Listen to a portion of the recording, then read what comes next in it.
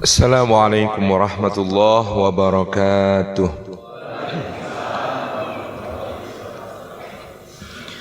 Alhamdulillahi haqqa hamdi, alhamdulillahi hamdan katsiran tayyiban mubarakan fi. Nahmaduhu wa nasta'inuhu wa nastaghfiruhu wa nastahdihi wa natubu ilaih. Wa la na'budu illa iyyahu wa natawakkalu alaih.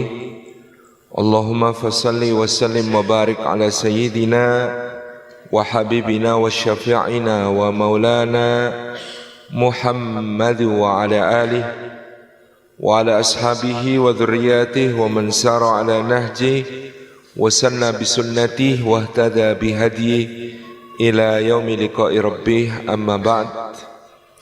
Hadratul afadil, hadratul mukarramin yang kita ta'zimi, para alim, para ulama, para asatid, para ustadzat, guru-guru umat, wabil khusus takmir masjid Kampung Sedekah Alas Tua, seluruh jajaran pengurus yang kita takzimi, para sesepuh, para tokoh masyarakat, para pimpinan berbagai lembaga dan instansi pemerintahan maupun ormas Islam. Barakallahu fikum jami'an. Puji syukur kita aturkan kehadirat Allah atas limpahan karunia-Nya. Kita dihimpun di dalam majelis ilmu. Mudah-mudahan setiap langkah yang kita tempuh pada hari ini menjadi pemudah jalan kita semua menuju ke surga. Dan mudah-mudahan duduk kita semua termasuk taman di antara taman-taman surga, tempat Allah mencurah-curahkan rahmat-Nya, menaungkan sayap-sayap malaikatnya, menurunkan sakinah ke dalam hati kita dan menyebut-nyebut nama kita semua dengan bangga pada makhluk-makhluk mulia yang ada di sisinya. Bapak Ibu hadirin hadirat yang dimuliakan oleh Allah Subhanahu wa taala, konsep tersebarnya dinul Islam disebut oleh para ulama sebagai al-futuhat, dari kata al-fath yang artinya pembebasan atau pembukaan. Maka tuduhan para orientalis ataupun sarjana barat yang kemudian sering dengan nyinyir mengatakan Islam disebarkan dengan pedang, Islam disebarkan dengan perang, Islam disebarkan dengan kekerasan, akan sulit dibuktikan di dalam sejarah tersebarnya Islam dari sejak masa Rasulullah sallallahu alaihi wasallam. Misalnya ketika pada tahun ke-6 Hijriyah, Nabi sallallahu alaihi wasallam memimpin para sahabat untuk melaksanakan umrah. Beliau berangkat pada bulan Dzulqa'dah tahun ke-6 Hijriyah bersama 1.500 sahabat. Kemudian beliau SAW dan para sahabat ternyata ditahan, tidak diizinkan untuk memasuki kota Makkah, sehingga beliau berkemah di daerah Hudaybiyah dengan pasukan Khalid bin Walid yang berkekuatan 1.500 orang pula.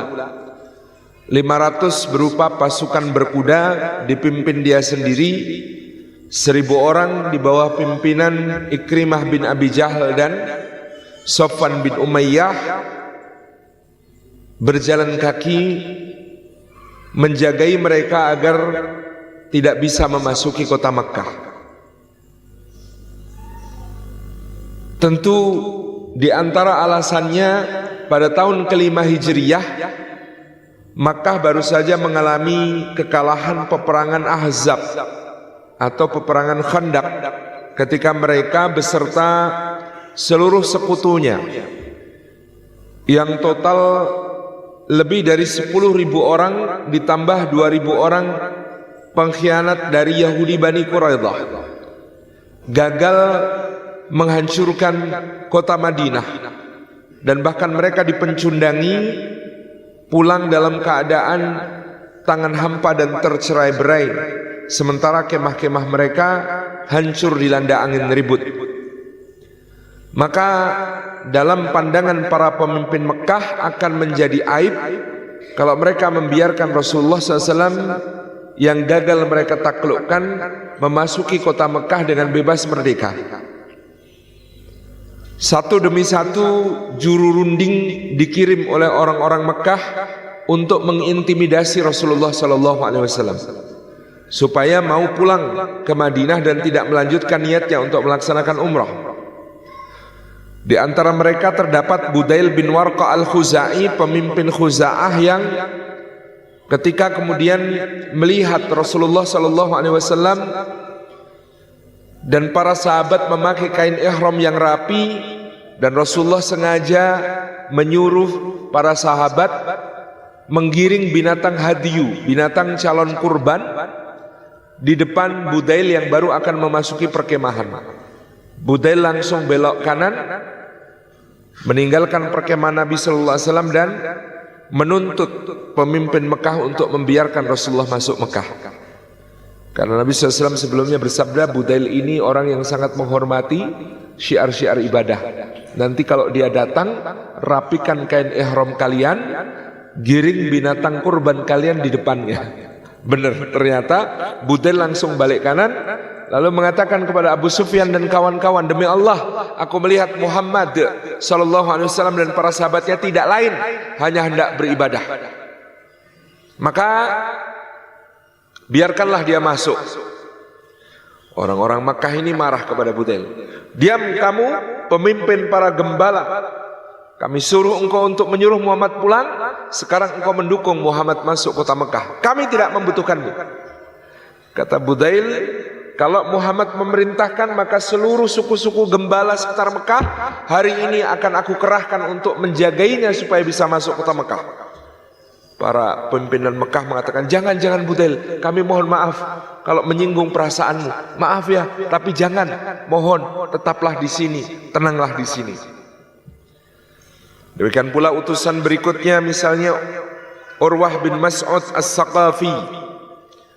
Urwah bin Mas'ud bin Amr As-Saqafi adalah orang yang oleh Nabi SAW disebut wajah dan penampilannya paling mirip dengan Nabi Isa alaihissalam. Urwah datang dan dia mendapati bagaimana penghormatan para sahabat kepada Nabi SAW. Yang semula dia hendak menyuruh mereka untuk pulang kembali ke Makkah dan mengatakan, aku pernah ketemu Kaisar Romawi, aku pernah ketemu Kisra Persia, aku pernah ketemu Najasyi Asamah dari Habasyah. Tidak ada satupun di antara mereka yang dimuliakan oleh sahabat-sahabatnya seperti cara sahabat Muhammad SAW memuliakan Muhammad SAW. Jangan halangi orang ini atau kalian akan menyesal. Semula orang-orang Mekah hendak menunjukkan bahwa selain Budail yang pemimpin suku-suku gembala, sementara Urwah adalah pemimpin kota Taif, semua satu kata menolak Rasulullah. Ternyata mereka tercerai-berai, tidak kompak. Pada akhirnya mereka mengirim Suhail bin Amr untuk berunding dengan Rasulullah, dan dengan Suhail bin Amr lalu dicapai kesepakatan. Yang pertama, tahun ini Nabi SAW tidak masuk Mekah, pulang ke Madinah. Tetapi diizinkan untuk datang lagi tahun berikutnya dengan hanya boleh membawa pedang dalam sarungnya sebagai perlengkapan musafir, tidak boleh membawa senjata apapun lainnya. Yang kedua, gencatan senjata selama 10 tahun. Yang ketiga, kalau ada penduduk Mekah masuk Islam dan hijrah, maka wajib dideportasi, dikembalikan ke Mekah. Sedangkan kalau ada penduduk Madinah murtad dan lari ke Mekah, maka tidak dikembalikan ke Madinah. Sepintas lalu perjanjian ini merugikan, memperlihatkan posisi kaum muslimin ngalah dan lemah. Tetapi begitu perjanjian ini disepakati, maka Allah Subhanahu wa taala menurunkan ayatnya dalam suratul Fat, Inna fatahna laka fatham mubina. Sesungguhnya kami wahai Muhammad sallallahu alaihi wasallam telah membukakan untukmu pintu kemenangan yang gilang gemilang. Kita baru akan menyadari hal itu kalau melihat sejarah, bahwa pada saat perjanjian Hudaybiyah tersebut 1.500 orang sahabat yang menemani Rasulullah sallallahu alaihi wasallam adalah hasil dakwah selama 19 tahun. Kita bisa bayangkan 13 tahun di Mekah, 6 tahun di Madinah. Maka sahabat yang fit diajak pergi keluar kota Madinah jumlahnya 1.500 orang. Mungkin kalau dengan wanita dan anak-anak total 3.000-an. Tapi yang bisa keluar kota Madinah 1.500. Artinya itu buah dakwah selama 19 tahun. 13 tahun di Mekah, 6 tahun di Madinah. Maka benar Allah berfirman, Inna fatahna laka fatham mubina, sesungguhnya kami bukakan untuk pintu kemenangan yang gilang gemilang. 1 tahun kemudian Umratul Qadha tahun ke-7 Hijriyah, yang menyertai Rasulullah SAW berangkat ke kota Mekah 3.000 orang, sudah berlipat 2 kali. Maka Allah lagi-lagi menurunkan ayatnya di surah Al-Fat ayat ke-28. Laqad sadaqallahu rasulahu ru'ya bil haqq la tadkhulunnal masjidal harama insyaallahu aminin muhalliqina ru'usakum wa muqassirina la takhafun fa'alima ma lam ta'lamu faja'ala min duni dzalika fathan qariba. Benar-benar sungguh-sungguh Allah telah membenarkan mimpi Rasulullah sallallahu alaihi wasallam bahwa kalian semua akan memasuki kota Mekah dalam keadaan aman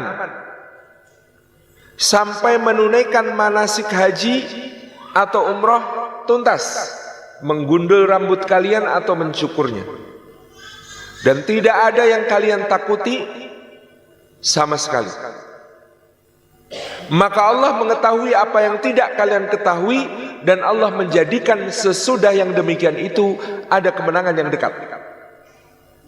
Dari 1.500 buah dakwah 19 tahun, dalam 1 tahun melonjak menjadi 3.000. Tahun berikutnya terjadi peristiwa Fathu Makkah, pembebasan kota Makkah, yang menyertai Rasulullah SAW datang dari Madinah menuju Mekah 10.000 orang. Tahun ke-6 1.500, tahun ke-7 3.000, tahun ke-8 10.000 orang.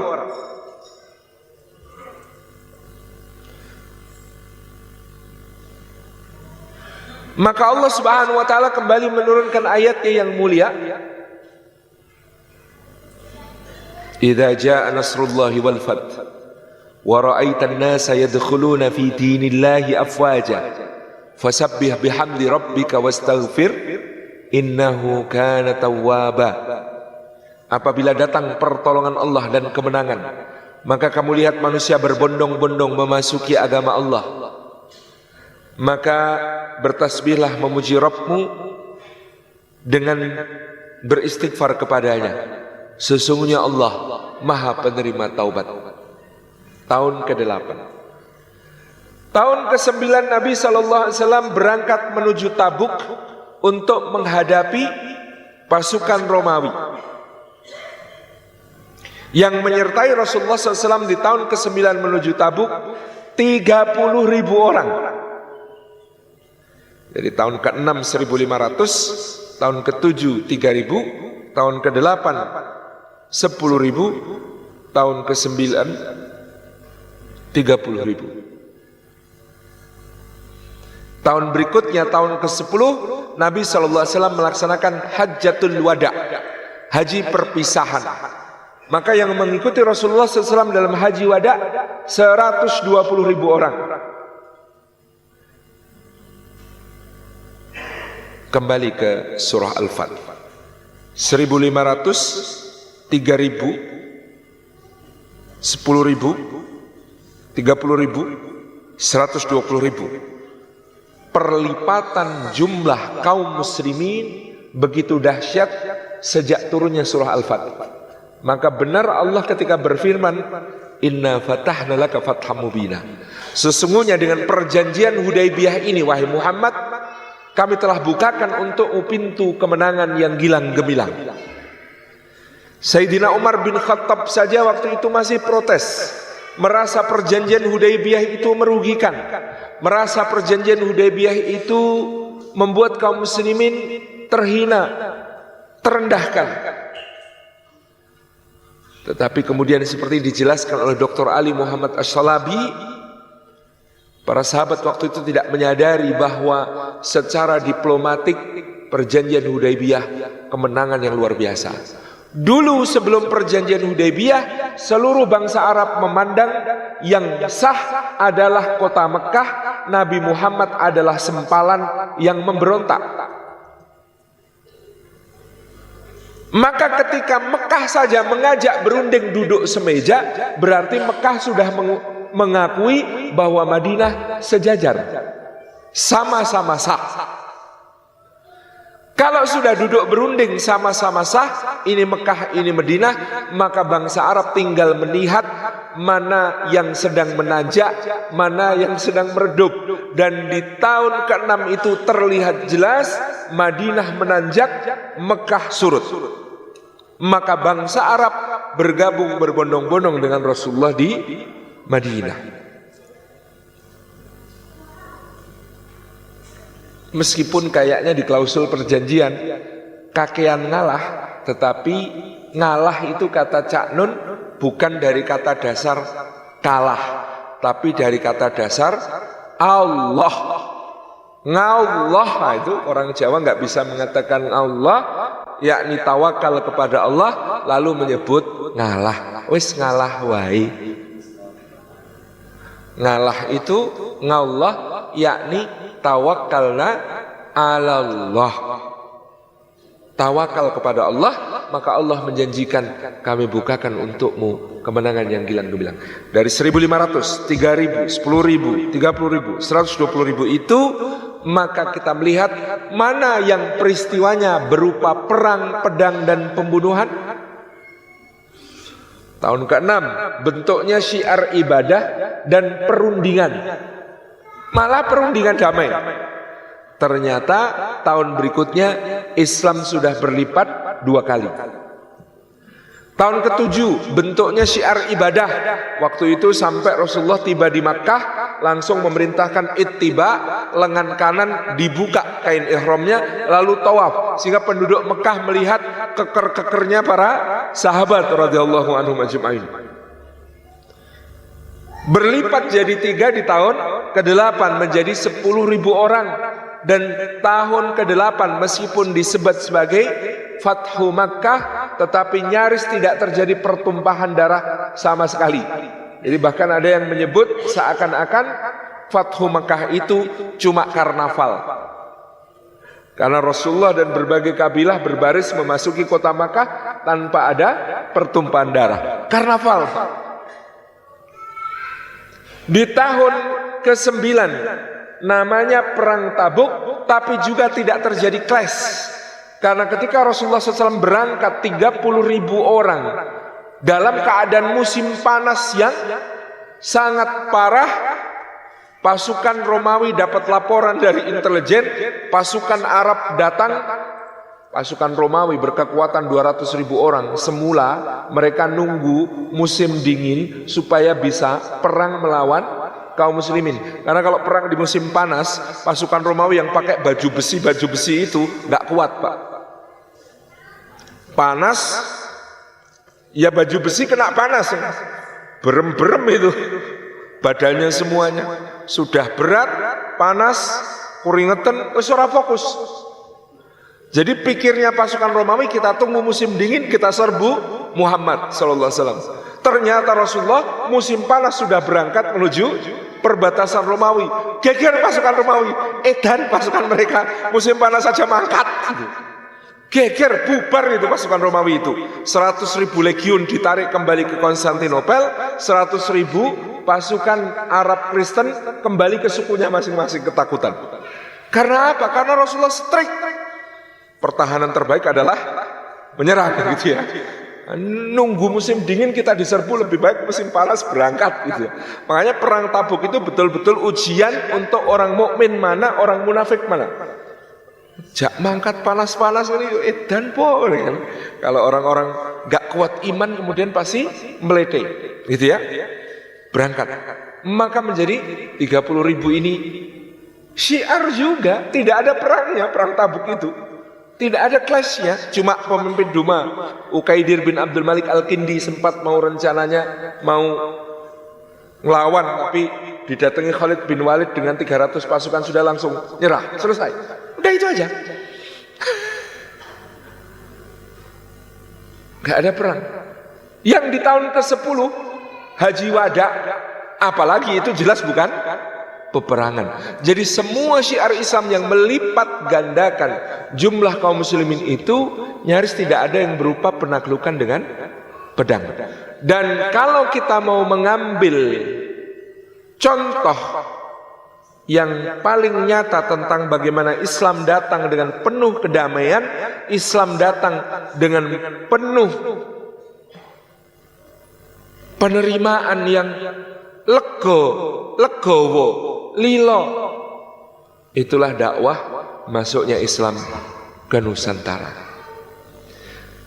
Dulu ketika belajar sejarah, kita biasanya diajari teori Profesor Christian Snoek Hurgronje yang menyebutkan kepada kita masuknya Islam ke Indonesia diperkirakan pada akhir abad ke-13 Masehi dengan ditemukannya bukti tentang kerajaan Samudra Pasai berupa nisan raja-rajanya, dan raja pertamanya bernama Sultan Malikus Saleh. Datangnya Islam ini melalui Gujarat, India, ditengarai dengan persamaan antara nisan-nisan di Pasai dengan nisan-nisan yang terdapat di Gujarat, India. Karena dulu saya masih kecil, ya ming mantro, ora paham. Tapi begitu kita gede sedikit kita menyadari betapa lemahnya teori yang disebut sebagai teori Gujarat ini. Satu, masuknya Islam abad 13 dibuktikan dengan berdirinya kerajaan Samudra Pasai. Ada enggak baru masuk sudah langsung bisa bikin kerajaan? Ya enggak ada. Baru masuk kok langsung bikin kerajaan. Pasti sudah melalui proses yang panjang sampai bisa membangun satu masyarakat yang solid, lalu kemudian mendirikan sebuah kerajaan yang mapan dengan administrasi yang teratur. Itu pasti sudah melalui proses yang panjang sebelum bisa jadi kerajaan. Dan Samudra Pasai sebagai kerajaan pertama ini datanya menjadi semakin dipertanyakan, karena kalau Samudra Pasai nisannya berangka tahun 1296 misalnya, dianggap akhir abad 13 baru masuk Islam ke sana. Di Ternate, Ba'ab Mas Hurmalamo, raja pertama yang beragama Islam, sudah bertahta sejak tahun 1041. Dan Ternate itu bukan di ujung barat Sumatera yang dekat, tapi di timur Nusantara. Raja Ternate pertama yang beragama Islam namanya Ba'ab Mas Hurmalamo, itu tahun 1041 sudah bertahta. Dan dalam riwayat keluarga Kesultanan Ternate disebutkan asal beliau dari Baghdad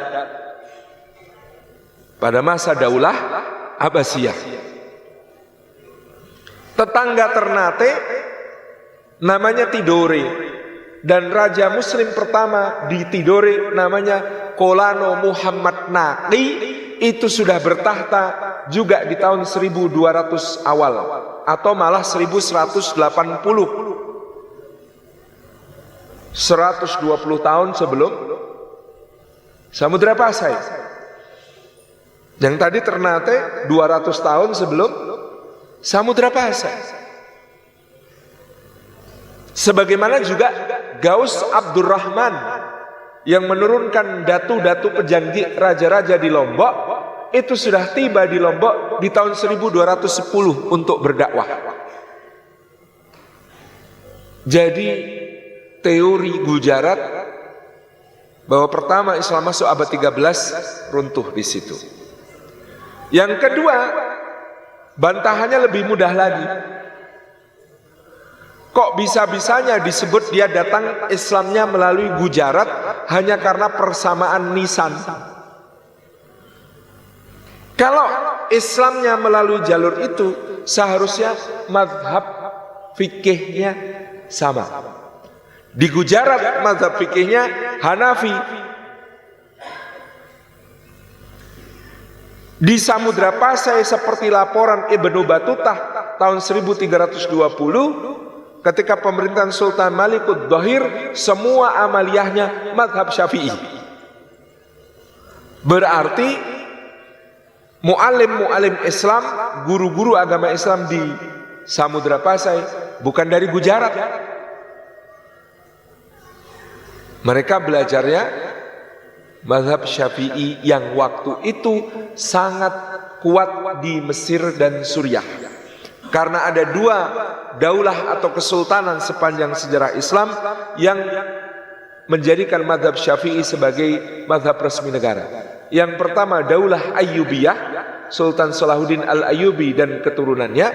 Yang kedua Daulah Mamluk, dimulai dari Sultan Saifuddin Mudzaffar Qutus dan kolega-koleganya. Itu bermazhab Syafi'i.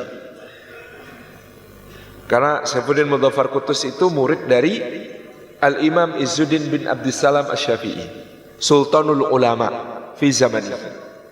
Disebut sebagai sultannya ulama pada zamannya. Jadi di sini teori Gujarat runtuh. Maka teori yang lebih masuk akal tentang masuknya Islam ke Nusantara adalah apa yang dikemukakan oleh Buya Hamka sebagai teori Arabia. Nanti akan ada teorinya Profesor Slamet Mulyana, namanya teori Persia. Tapi teori Persia ini banyak missing linknya banyak. Dan saya tidak merasa perlu untuk menjelaskannya karena tadi terlalu banyak missing link sehingga sangat mudah dibantah.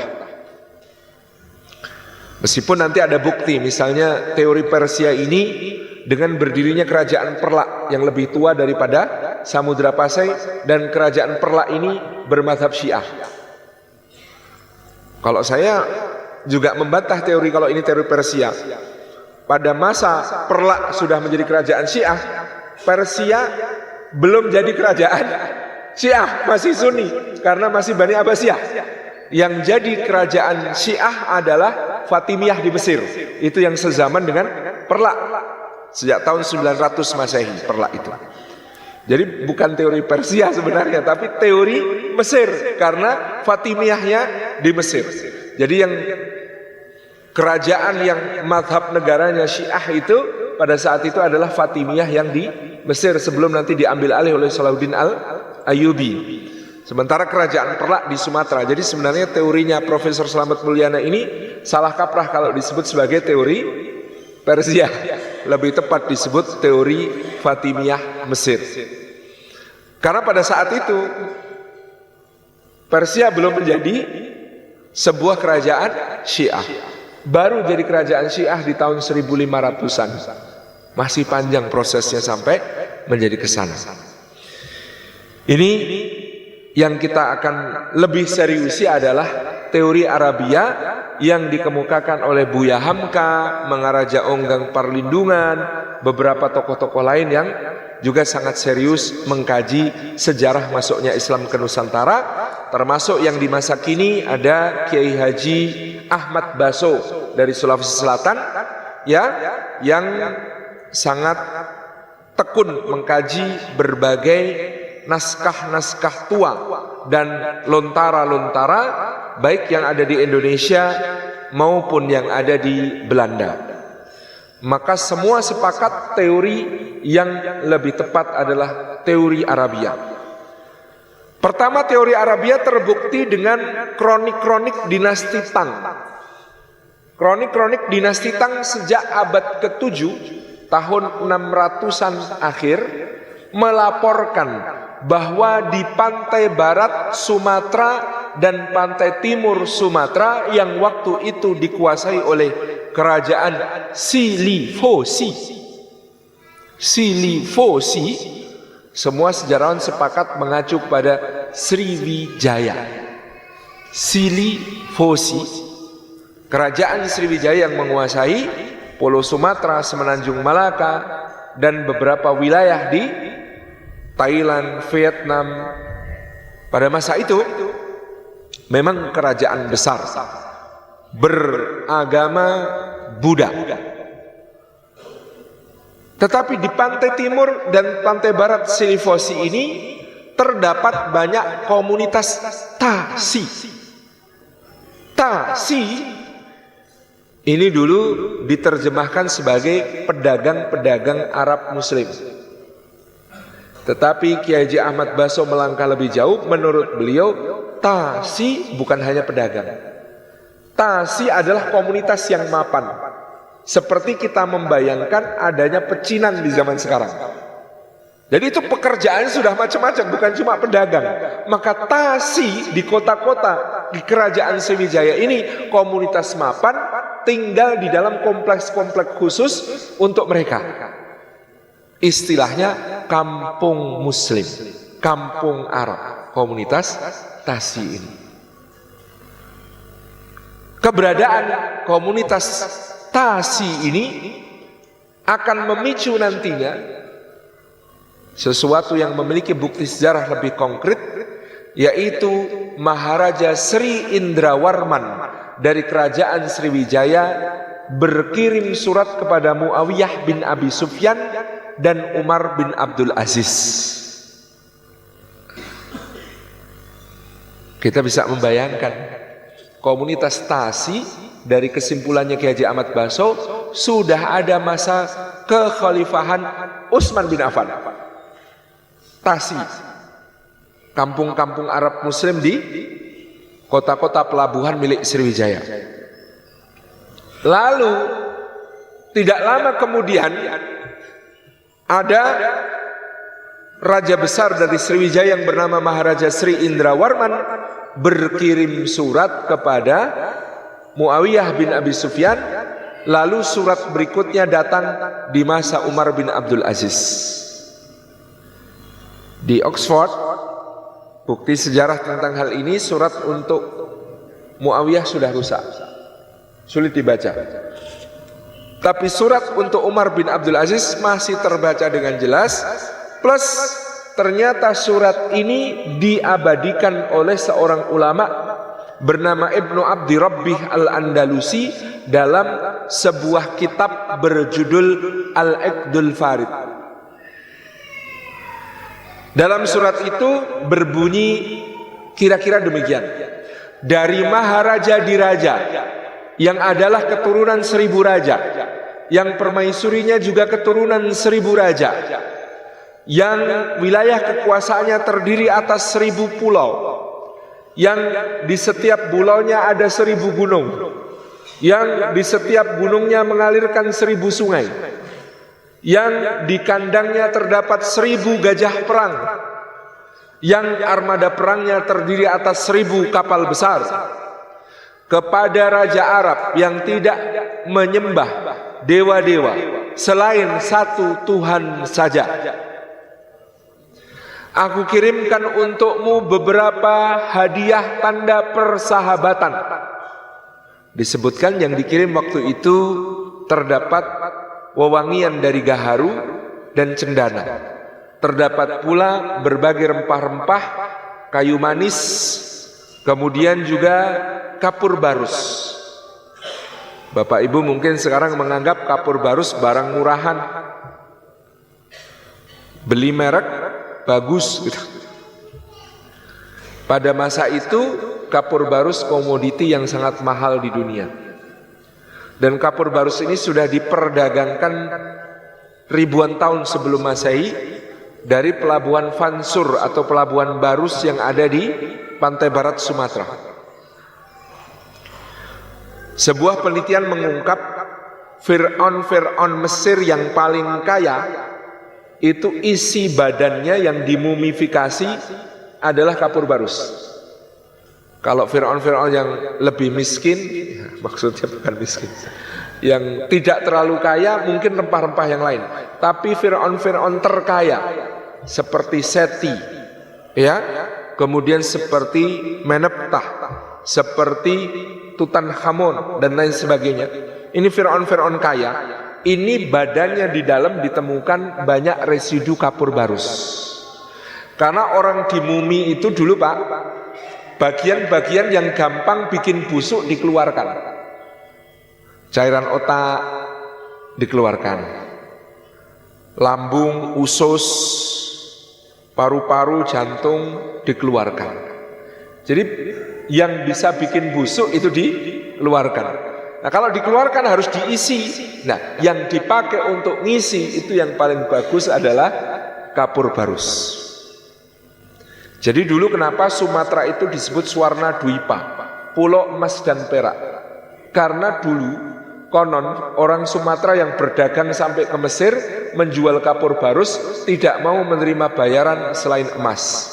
Dan dulu 1 kilogram kapur barus ya 1 kilogram emas Pak. Karena memang langka dan mahal. Oh sekarang kan sintetis, dulu asli dari pohonnya.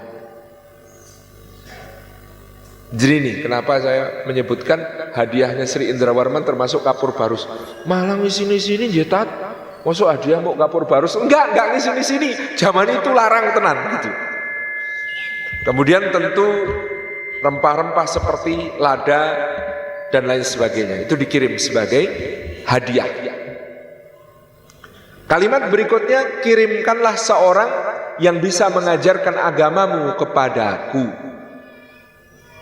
Itu permintaannya. Pengiriman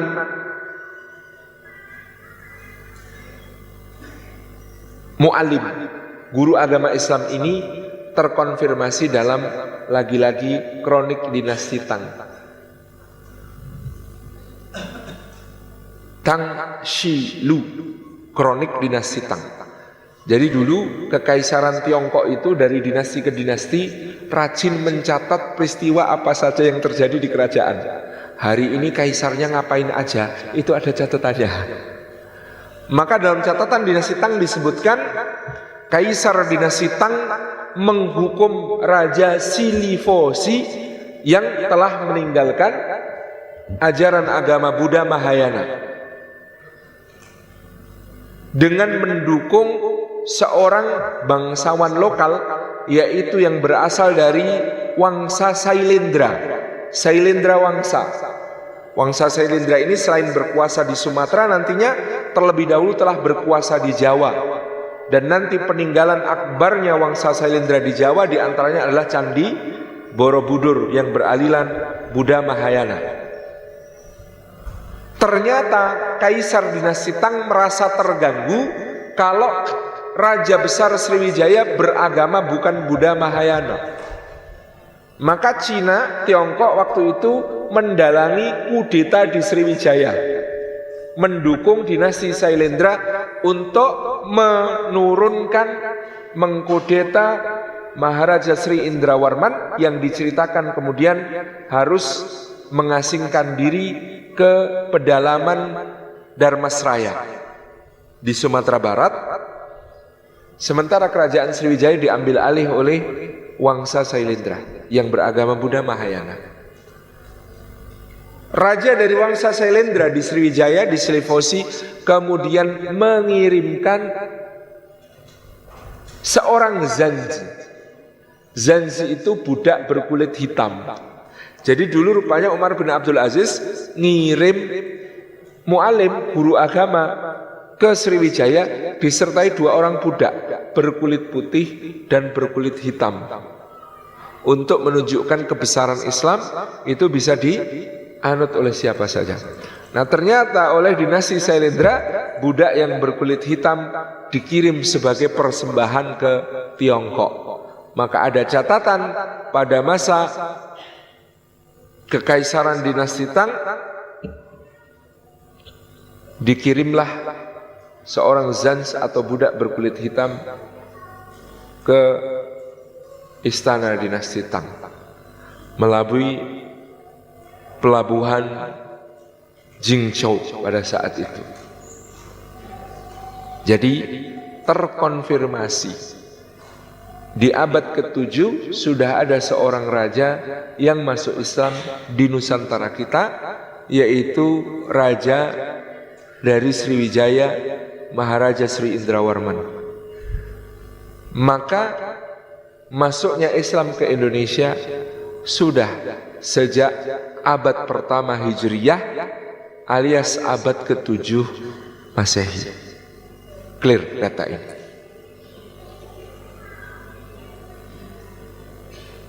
Ini gelombang pertama masuknya Islam ke Indonesia.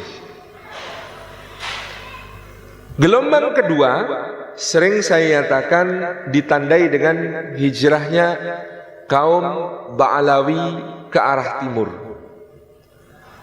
Ada seorang keturunan Nabi SAW namanya Ahmad bin Isa Al-Muhajir yang berhijrah dari Baghdad ke Hadramaut.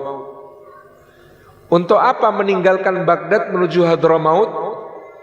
Waktu itu kalau meninggalkan Baghdad menuju Hadramaut seperti zaman sekarang meninggalkan New York tinggal di rongkop Gunung Kidul. Perbandingannya itu. Karena kota Baghdad zaman itu kota terbesar di dunia, penduduknya lebih dari 3 juta orang. Kota Baghdad pada zaman itu. Kota Baghdad dibangun berbentuk konsentris melingkar, bagian terluar bentengnya dialiri sungai Tigris yang dibuat aliran sungainya mengitari kota.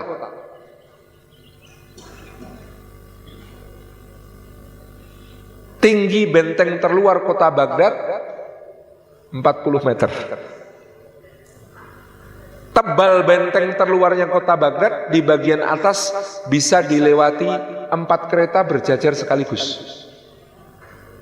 Tebalnya itu paling atas bisa dilewati 4 kereta jejer-jejer sekaligus. Jari-jari kotanya 40 mil. Berarti 75 kilo. Jari-jari kotanya. Berarti dari ujung ke ujung kotanya itu 150 kilo. Saking besar. Maka dikatakan pada zaman Imam Syafi'i untuk keluar dari istananya Harun ar-Rasyid perlu perjalanan sehari semalam. Untuk keluar dari istananya Harun ar-Rasyid itu perlu perjalanan sehari semalam. Kota Baghdad ini tingkatnya 7 lapis. Lapis tertinggi kota Baghdad itu bisa menyapa awan. Maka dikatakan Harun ar-Rasyid itu kalau siang gabut, bingung mau ngapain, ngomong sama awan. Hei awan, pergilah kemanapun kau suka, jatuhlah dimanapun kau mau, nanti pasti hasil buminya datang menghadap aku. Itu aktivitasnya Harun ar-Rasyid kalau gabut ngomong sama awan gitu. Saking besarnya Baghdad pada zamannya. Nah, itu pindah ke Hadramaut. Hadramaut itu rongkop Gunung Kidul. Kalau sini nak pelosok mana Pak? Di Karanganyar ini? Hah?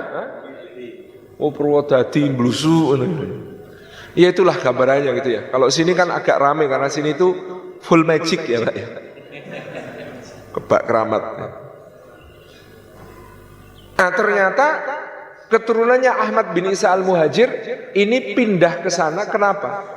Karena ingin melindungi anak cucunya dari fitnah akidah Syiah Rafidhah. Takut anak-anaknya terpengaruh akidah Syiah Rafidhah. Ini sejarahnya nanti yang lengkap bisa dicek ke Al-Habib Novel bin Muhammad Al-Aidrus. Lalu Ahmad bin Isa Al-Muhajir ini berputra di Hadramaut. Anaknya namanya Ubaidillah. Ubaidillah punya anak namanya Alawi. Alawi bin Ubaidillah bin Ahmad bin Isa. Itu yang kemudian keturunannya Alawi ini merasa di Hadramaut daya topang kehidupannya sedikit, tanahnya tidak subur, perdagangan tidak ramai dan lain sebagainya. Mereka perlahan-lahan bergeser ke timur, berhijrah, berpindah. Maka ada yang sampai ke Uzbekistan. Ini yang kemudian jalur ini ke Kazakhstan, Uzbekistan, ya melalui India. Ini disebut sebagai keluarga Azmat Khan.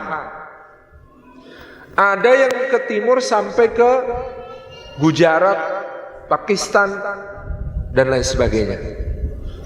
Ada yang ke timur, ya makin ke timur, sampailah ke Nusantara kita. Termasuk tadi diantaranya adalah ya dugaan beberapa ahli sejarah, Duriyah itu sebagiannya menjadi raja-raja di Nusantara, termasuk Ba'ab Masyhur Malamu yang ada di Ternate, kemungkinan besar dari Duriyah ini, yang nenek moyangnya berasal dari Baghdad. Nah, karena memang para sadat Ba'alawi ini, para sayyid-sayyid keturunan Alawi bin Ubaidillah bin Ahmad bin Isa ini ganteng-ganteng, kalau sampai Nusantara pun diambil menantu oleh para raja. Maka mereka pun menurunkan banyak dinasti raja-raja. Seperti misalnya Bapak Ibu bisa melihat kerajaan Siak Sri Indrapura. Itu raja-rajanya keturunan Nabi sallallahu alaihi wasallam. Demikian pula kerajaan Pontianak, itu Al-Qadri dari dzurriyyah Nabi sallallahu alaihi wasallam. Demikian pula tadi kita sudah menyebut kerajaan Ternate dan lain sebagainya. Ini gelombang kedua. Gelombang ketiga adalah gelombang yang tercipta karena perang salib dan penyerbuan Mongol. Selama terjadinya perang salib dan penyerbuan pasukan Mongol ke dunia Islam di abad ke-11, 12, 13, 14, dan 15, maka dunia Arab Timur Tengah sangat memerlukan dana yang super besar untuk bisa mendanai jihad fisabilillah. Dari mana dana itu didapat? Dari perdagangan rempah-rempah. Maka jalur perdagangan rempah-rempah ini sangat dijaga oleh kaum muslimin supaya tetap lancar, dan jalur perdagangan rempah-rempah itu membentang dari Ternate Tidore di timur sampai ke pelabuhan-pelabuhan seperti Aden, Maskat, dan lain sebagainya di Jazirah Arab. Kalau jalur ini harus diamankan, maka ada yang harus diutus untuk mengamankan jalur-jalur tersebut. Maka termasuk di antara para panglima yang mengamankan jalur laut tersebut, konon ada yang bernama Merah Silu. Merah Silu inilah yang kemudian mengamankan pelabuhan di ujung utara Sumatera yang bernama Pelabuhan Samudra di Pasai, untuk menjadi transit akbar jamaah haji maupun jalur rempah-rempah. Merah Silu inilah yang kemudian ketika menjadi sultan, namanya Sultan Malik As-Saleh. Gelar Sultan Malik adalah gelar sultan yang biasa dipakai oleh raja-raja dinasti Ayyubiyah, keturunan Salahuddin Al-Ayyubi, dan dinasti Mamluk di Mesir, dan mereka memang sezaman.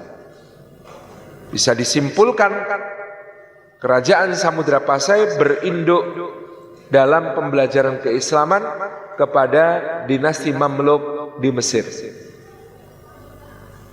Dugaan lain pula menyebutnya bahwa Ba'ab Masyhur Malamu di Ternate, juga Kolano Muhammad Naqi di Tidore adalah bagian dari strategi mengamankan jalur rempah-rempah itu, sehingga mengirimkan ulama-ulama muslim untuk menjadi sultan-sultan di daerah penghasil rempah-rempah. Sedemikian pula Gaus Abdurrahman yang kemudian mengamankan Jazirah Lombok. Demikian pula di Jawa, pemukiman-pemukiman Islam tumbuh di pelabuhan-pelabuhan untuk mengamankan jalur perdagangan rempah-rempah. Termasuk di Leran Gresik, di mana makam berangka tahun 900-an banyak ditemukan, misalnya nisan Fatimah binti Maimun yang kemudian berada di Leran di Gresik. Ini adalah gelombang ketiga dari penyebaran masuknya Islam ke Nusantara kita yang tercinta. Diamankannya jalur rempah-rempah oleh para panglima muslim yang kemudian menjadi para penguasa muslim. Lalu setelah itu, mungkin ini yang paling seru, tapi mungkin nanti kita tidak bisa bahas sampai tuntas, adalah gelombang keempat. Gelombang keempat ini gelombang kedatangan ulama-ulama yang memang secara intensif mewakafkan dirinya untuk melaksanakan dakwah, dan mereka mengalami keberhasilan sangat besar dengan izin Allah pada abad ke-15 dan 16 Masehi, khususnya di Jazirah inti yaitu Pulau Jawa, dan menyebar ke seluruh kepulauan Nusantara. Pelopor dari generasi ini menurut Kiai Haji Ahmad Baso adalah Sayyid Ahmad Jamaluddin Al-Akbar, yang di Jawa kemudian banyak disebut sebagai Syekh Jumadil Kubro. Ketika Kiai Haji Ahmad Baso menelusuri naskah-naskah di berbagai negeri yang merangkum dan menuliskan kiprah Syed Ahmad Jamaluddin Al-Akbar alias Syekh Jumadil Kubro, maka bisa dilacak bahwa beliau melakukan perjalanan yang sangat luar biasa. Dari Jazirah Arab ke Uzbekistan, ke Champa, ke Benggala, ke Patani, ke Malaka, ke Palembang, ke Aceh, ke Pasai, ke Mekah lagi, balik ke Nusantara, menuju Jawa. Dan kota-kota di Jawa banyak sekali yang dijelajahi, termasuk Semarang, makanya ada makamnya. Mungkin maksudnya makom, bukan makam. Makom itu tempat kedudukan.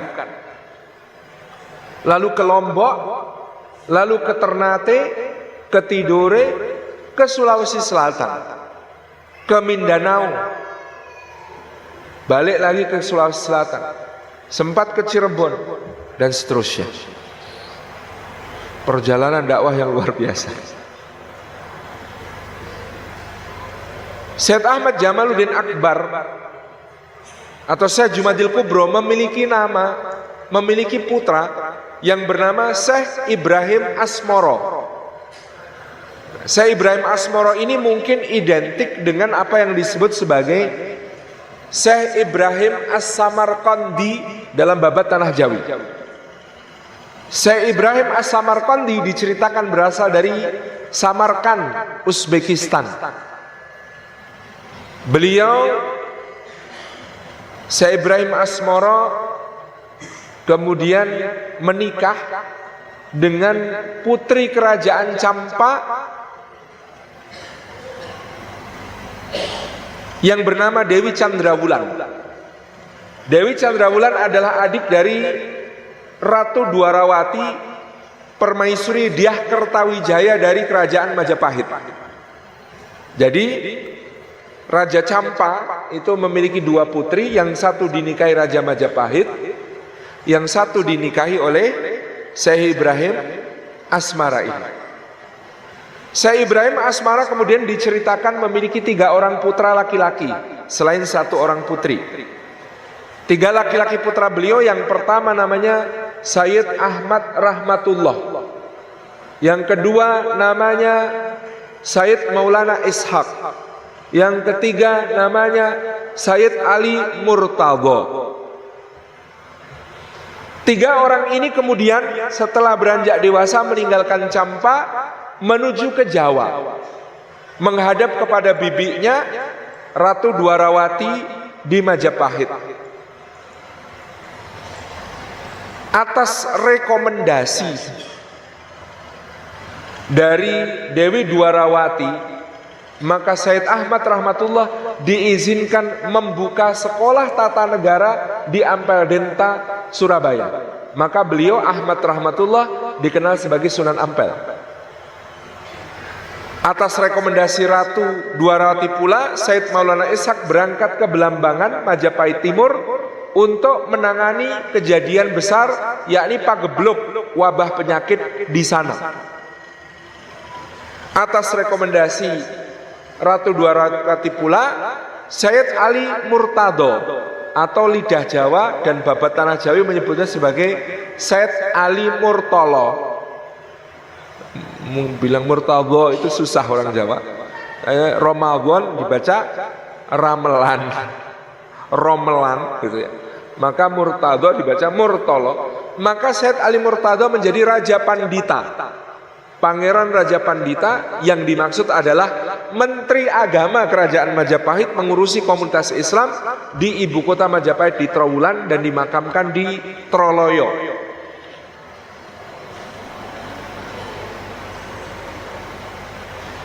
Syekh Abu Fadl Senori Tuban dalam kitab beliau Ahlal Musamarah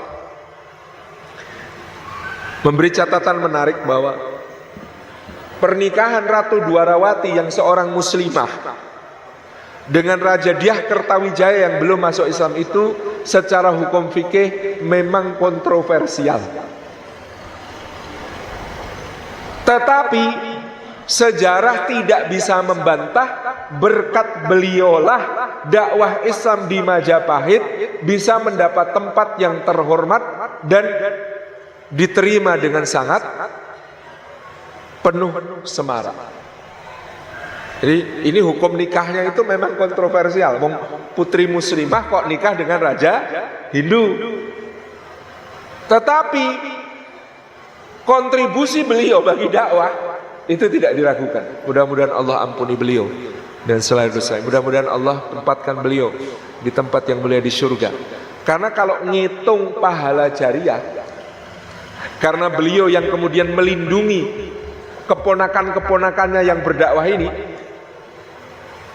maka ya sekarang kita semua beragama Islam turun-temurun dari bapak, kakek, simbah, buyut, canggah, wareng, dekudek, gantung siwur, bosok, gali asem, naik ke atas itu. Semua amal dalam Islam itu karena beliau andil dalam dakwah mula-mula di sini mengalir kepada beliau rahimahallahu ta'ala. Ini tentang Ratu Dwarawati.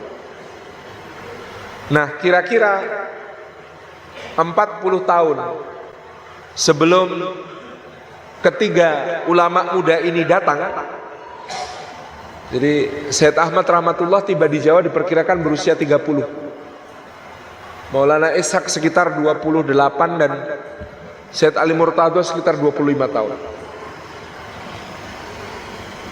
Diperkirakan 40-an tahun sebelum mereka datang, di Jawa telah datang pula seorang ulama besar yang asalnya, ini melalui penelitian modern, negara Azerbaijan berhasil mempresentasikan bahwa beliau Maulana Malik Ibrahim berasal dari Azerbaijan. Azerbaijan niku pun di Pak. Panjenengan goleki ning peta dunia ru mesti ketemu ya. Azerbaijan menika menawi preso Turki, Turki ngetan sekedhik wonten Laut Hitam, jejere Laut Hitam niku wonten negara jenenge Azerbaijan. Dari Azerbaijan beliau berangkat ke Mesir menuntut ilmu di Al-Azhar Asy-Syarif. Di Mesir beliau membaca kitab Ar-Rihlah karya Ibnu Battuta.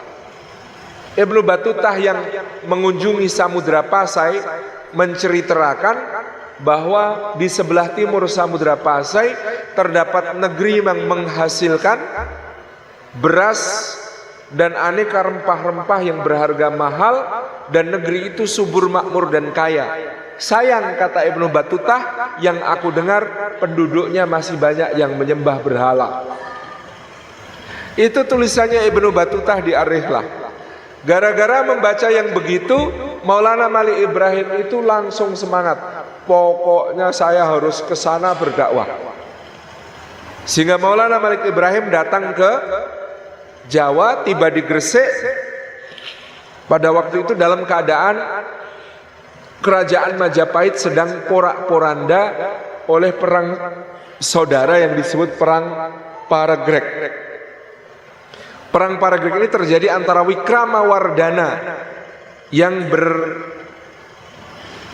di Trowulan, Mojokerto, dengan Brewirabumi, iparnya, yang memberontak dari arah Belambangan, Banyuwangi. Terjadi perang besar selama beberapa tahun, membuat rakyat ketakutan. Lari ke gunung-gunung, sawah ditinggalkan, pasar-pasar sepi, krisis pangan dan krisis ekonomi mengancam. Maka Maulana Malik Ibrahim ini ketika datang pertama-tama yang dilakukan bukan bikin pesantren, Pak. Yang dilakukan adalah bikin bendungan, saluran irigasi, nyetak sawah. Lalu mengajak masyarakat untuk bertani secara lebih intensif, hasilnya dibagi-bagikan kepada rakyat yang kelaparan, bahkan disumbangkan kepada keluarga kerajaan. Maka Maulana Malik Ibrahim didatangi orang dari berbagai penjuru, dibantu. Semua ingin berguru kepada beliau, sehingga akhirnya beliau menuntun mereka untuk beragama Islam. Di nisannya Maulana Malik Ibrahim ada tulisan Fakhrul Muluk Sri Rakayan Tani Babela Wong Agung ing Majapahit. Itu adalah gelar yang diberikan Maharani Suhita dari kerajaan Majapahit, Putri Wikramawardhana. Beliau disebut sebagai Fakhrul Muluk, kebanggaan para raja, Sri Rakayan Tani Babela, seorang yang kemudian memimpin revolusi pertanian, menemukan cara bercocok tanam baru. Wong Agung ing Majapahit, menjadi orang mulia di Majapahit karena banyak menyumbang dan menolong para bangsawan maupun rakyat jelata.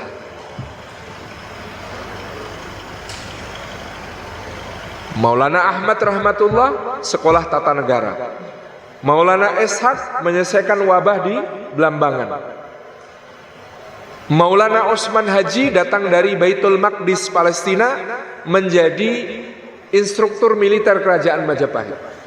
60 siswa didikannya dikirim ke Bali kepada Raja Gilgil Sri Kresna Kepakisan dari Dalem Waturenggong.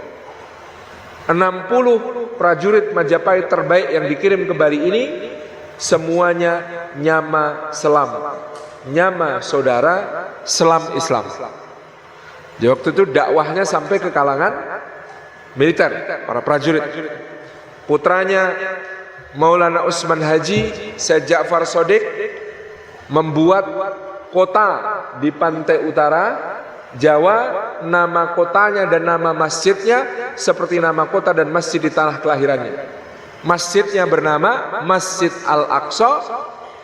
Ketika beliau titip pada salah satu santrinya untuk bersidang, di antara para wali sedang rapat di Ambal Denta, dia minta tolong dibikinkan menara untuk masjidnya azan, yang membuatkan kan masyarakat bergotong royong saking cintanya kepada beliau. Bikin menaranya ternyata mirip candi Hindu. Ketika pulang, waduh, menaranya seperti ini, tapi tidak apa-apa gitu ya. Itu yang disebut sebagai Menara Kudus. Masjidnya Al-Aqsa, kotanya kota Al-Quds, karena beliau lahir di kota Al-Quds di Palestina. Maka kota itu juga dinamai Al-Quds. Karena orang Jawa kesulitan nyebut Al-Quds, maka kemudian disebut kota Kudus. Maka di Kudus itu jenangnya saja Mubarak. Karena Masjidil Aqsa itu alladzi barakna haulahu gitu. Masya Allah, itu barokah. Lalu ada ulama lain, Syarif Hidayatullah, ibunya Nimas Rara Santang. Kalau menurut sinetron dia kakaknya Raden Kian Santang. Tapi kalau menurut Babat, Nimas Rara Santang adik dari Pangeran Walang Sungsang alias Pangeran Cakrabuana. Dua-duanya murid Syekh Datuk Kahfi. Lalu berangkat haji ke Mekah. Ketika di Mekah, Nimas Rara Santang dilamar oleh seorang syarif dari Mesir, Syarif Abdullah bin Hud al-Masri. Diperbolehkan menikah oleh kakaknya, syaratnya satu, nanti kalau lahir anak laki-laki kirim ke Jawa untuk berdakwah. Maka betul nanti Syarif Hidayatullah 20 tahun belajar di Mesir, termasuk kepada Imam Zakaria Al-Ansari, muridnya Imam Ibnu Hajar Al-Asqalani. Kemudian 10 tahun di Mekah Madinah, lalu berlayar ke Jawa sampai Cirebon, membantu uwaknya Pangeran Cakrabuana berdakwah di wilayah Pasundan Pajajaran. Karena berkedudukan di Gunung Jati, maka disebut Sunan Gunung Jati.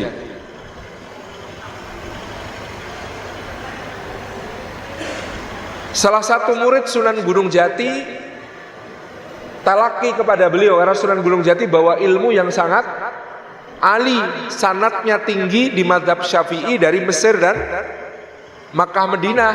Maka Raden Said bin Aryateja dari Tuban berguru kepada beliau.